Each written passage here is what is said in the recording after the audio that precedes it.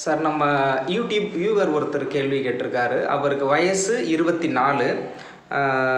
முதுகு தண்டுவடத்தில் அடிக்கடி வலி வருது, இது ஏன் வருது அப்படின்னு கேள்வி கேட்டிருக்காங்க. இதுக்கு உங்களுடைய பதில் என்ன டாக்டர்? முதுகு தண்டுவடத்தில் வலி,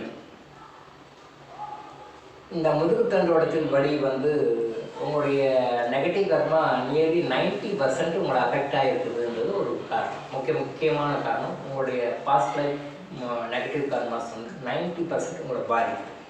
அது நம்பர் 1. Invisible reason.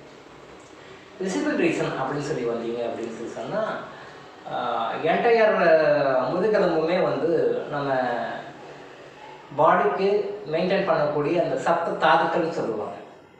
அந்த சப்த தாதுக்களும் மெயினாக ஹேண்டில் பண்ணுறது அந்த முதுகெலும்பு தான்.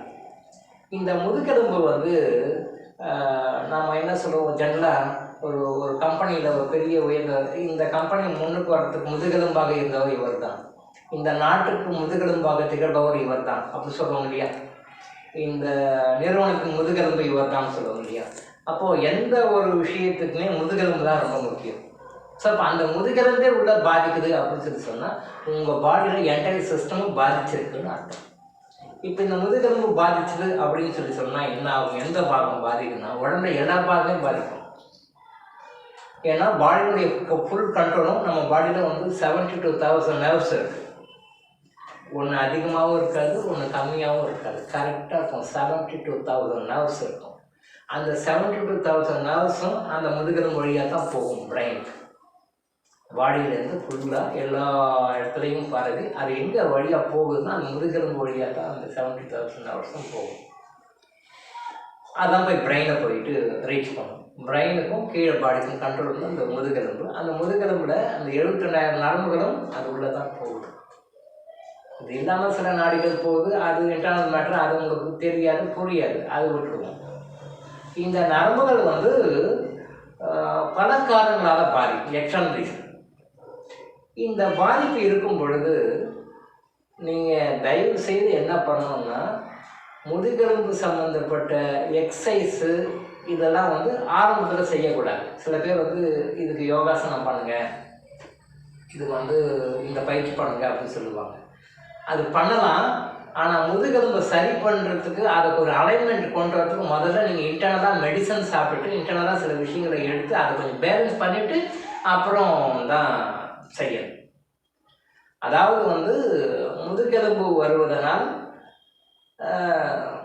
மனிதர்களை பிரசவத்தில் முதுகெலும்பு எனக்கு வந்தது, நான் முதுகெலும்புக்காக யோகாசனம் பண்ணேன், யோகாசனம் பண்ணதுனால எனக்கு முதுகெலும்பு இன்னும் காம்ப்ளிகேஷன் ஆகிடுச்சின்னு சொல்லிட்டு ஒரு புக்கில் போட்டிருக்காரு. மனிதர்களை பிரசவம் வெளியிட்ட புக்கில் ஒரு நபர் எழுதியிருக்கார். அது முழுக்க தவறு. அவர் யோகாசனம் பண்ணது தவறு. யோகாசனத்தை சரியாக பண்ணலை, தப்பாக பண்ணிட்டாரு. பண்ணதுனால அவருக்கு வலி அதிகமாகி போயிட்டு நீங்கள் யோகாசனமே பண்ணாதீங்க அப்படின்னு சொல்லிட்டு இங்கிலீஷில் புக்கு போட்டிருக்காரு. அதையும் மனிதர்களை பிரச்சிருக்கு. ரொம்ப பெரிய தப்பு. ஏறினவரும் தப்பு, பப்ளிஷ் பண்ணதும் தப்பு, ரெண்டுமே தப்பு. யோகாசனம் அருமையான கலை. அந்த கலையை நாம் எப்படி யூஸ் பண்ணணும்னு தெரியாமல் தவறாக பயன்படுத்தி யோகாசனமே சரியில்லை, யோகாசனம் பண்ணாதீங்கன்னு சொல்கிறார். எவ்வளோ பெரிய முட்டாள்தனம் அது தவறு. நீங்கள் உங்கள் உடல் ரீதியாக நீங்கள் இன்டர்னலாக கர்ம ரீதியாக சில பரிகாரங்களை பண்ணணும், அது ஒரு பக்கம் செய்யணும். ப்ளஸ் இன்டர்னலாக உள்ள சில தேவையான சில மூலிகை மருந்துகள் சில விஷயங்களை எடுத்து அதை கரெக்ட் பண்ணிவிட்டு அதுக்கு பிறகு நீங்கள் பயிற்சி இது மாதிரிலாம் போகலாம். பட் முதுகெலும்பு அப்படின்றது உங்களுடைய என்டையர் சிஸ்டம். இப்போது சயின்ஸில் சொல்லுவோம், நம்ம 7 கிளான்ஸ் சொல்லுவோம் இல்லையா, எண்டோக்ரைன் கிளான்ஸ், நாளமில்லா சக்திகள்னு சொல்லுவாங்க இல்லையா. அந்த நாளமில்லா சக்திகள் எல்லாமே பாதிச்சிருக்கு. உங்களுக்கு நாளமில்லா சக்திகள் 7 மண்டலங்கள் இருக்கும். அந்த 7 மண்டலங்களும் ஃபுல்லாக பாதிச்சிருக்கு. அந்த 7 நாளமில்லா சக்திகளும் பாதிப்புடைய பாதிப்பு உங்கள் பாடியில் இருக்கும். நீங்கள் முதுகெலும்பு மட்டும் சொல்லியிருக்கீங்க, பட் முதுகெலும்போடு இல்லை. இப்போ நான் லிஸ்ட் எடுத்தேன்னா வரிசையாக குறைஞ்சபட்சம் ஒரு 15 ப்ராப்ளம் உங்களுக்கு சொல்லலாம். குறைஞ்சபட்சம் ஒரு 15 ப்ராப்ளம் உங்களுக்கு சொல்லலாம். நீங்கள் சொல்ல முதுகெலும்பு மட்டும்தான், பட் முதுகெலும்பு மட்டும் பிரச்சனை இல்லை. முதுகெலும்பு சார்ந்த பிரச்சனைகள் ஒரு 15 லிஸ்ட் நான் சொல்லிடுவேன். இவ்வளோ பிரச்சனைகள் இருக்கும். ஸோ நீங்கள் என்ன பண்ணணும், கர்மாவை சரி பண்ணுற வழியை பாருங்கள், நம்பர் 1. நம்பர் 2, உள்ளுக்குள்ளே சில விஷயங்கள் மருந்துகள்லாம் எடுத்துட்டு சில பயிற்சிகள்லாம் பண்ணிவிட்டு சில தியான பயிற்சிகள், அதாவது முதுகெலும்பு ஸ்ட்ரெயின் கொடுக்காத மாதிரி இருக்கணும். அந்த மாதிரி சில மருந்துகள், சில உணவுகள் இதெல்லாம் கரெக்டாக பண்ணி ஒரு 2-3 மந்த்ஸில் அது உடம்பு சரி பண்ணிட்டீங்க அப்படின்னு சொன்னால் அப்புறம் அதுக்கு பிறகு நீங்கள் வந்து பயிற்சிகள் பண்ணலாம். ஆனால் அந்த முதுகெலும்பு பயிற்சிகள் பண்ணாமலேயே உள்ளே சாப்பிடுகின்ற மருந்துகள் மூலமாகவும் நீங்கள் கர்மாவை சரி பண்ணுறது மூலமாகவும் இன்னும் முழுமையாக நீங்கள் வெளியே வரலாம். இதை வந்து நீங்கள் சரியாக புரிஞ்சிக்காமல் இதனுடைய இன்டென்சிட்டியை, இதனுடைய தீவிரத்தை வந்து நீங்கள் புரிஞ்சிக்காமல் ஏதோ பெயின் கில்லரை சாப்பிட்டு வந்தீங்க அப்படின்னு சொன்னால் ஒரு ஸ்டேஜில் உங்களுக்கு அடிப்படையான முக்கியமான உறுப்புகள்லாம் ஃபங்க்ஷன் ஆகாமல் ஸ்டாப் ஆகிடும். கிட்னி அஃபெக்ட் ஆகும், லிவர் அஃபெக்ட் ஆகும், ஹார்ட் அஃபெக்ட் ஆகும். இதெல்லாம் மேஜர். இந்த மேஜரான டிசீஸ் வரப்போகிறதுக்கு முன்னாடி காட்டுற சிம்டம்ஸ் தான் இது. இப்போ இதுவே நீங்கள் ஒரு 80% முத்தின ஸ்டேஜ் தான். 80% முத்தின ஸ்டேஜ் தான் இது. ஸோ இன்னொரு 20% இருக்கிறதையாவது நல்லா பயன்படுத்திக்கோங்க. 100% போகிறதுக்கு முன்னாடி பயன்படுத்திக்கோங்க. அதை பயன்படுத்திட்டு ரொம்ப சிவியராக அதை உள்ளே இறங்கி நீங்கள் கரெக்டாக பண்ணீங்கன்னு சொல்லி சொன்னால் முதுகெலும்புலேருந்து முழுமையாக வெளிவர முடியும். நீங்கள் எந்த மருத்துவ முறையில் போனாலும் இதுலேருந்து வெளியில் வர்றதுக்கு வந்து குறைஞ்சபட்சம் 6 மாதங்கள்லேருந்து 1 வருஷம் ஆகும். ஆனால் முழுமையாக வெளியிடலாம். நீங்கள் என்ன குதிச்சாலும், நிமிந்தாலும், வளைஞ்சாலும் முதுகெலும்பு எந்த வகையிலும் பாதிக்காத மாதிரி உங்களுடைய முதுகெலும்பு வந்துடும். பட் அதை நீங்கள் பொறுமையாக கரெக்டாக எடுக்கணும்.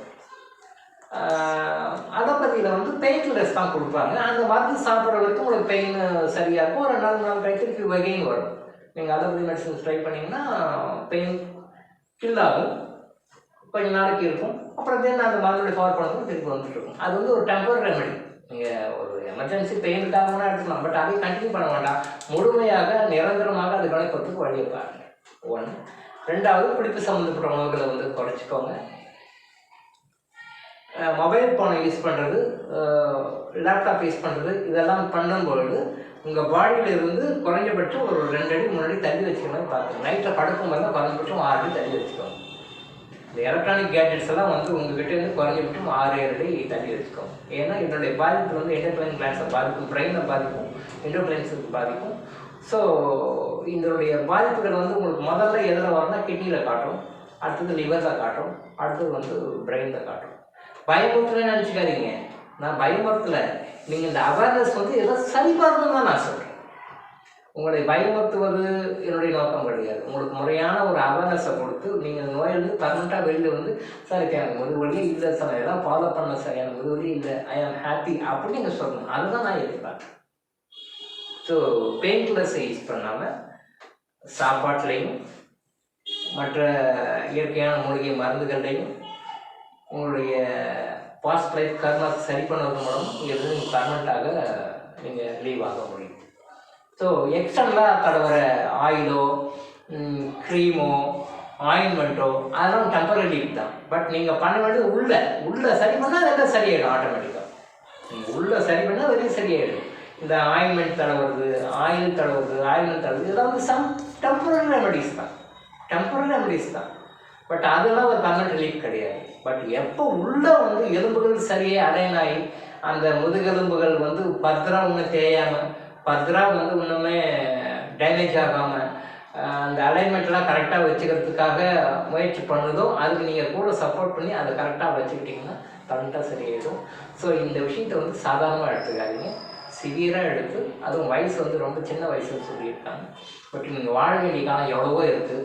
அதனால் இதுக்கு ரொம்ப முக்கியத்துவம் கொடுத்து உங்களுடைய வாழ்க்கை அதனால் அந்த வாழ்க்கைக்கு தேவையான அடிப்படை விஷயத்துக்கு ரொம்ப முக்கியத்துவம் கொடுத்து இதை சரி பண்ணிக்கோங்க. டாக்டர் இளங்கோ ஆயுஷ் ஹாஸ்பிட்டல் வழங்கும் விழிப்புணர்வு இது.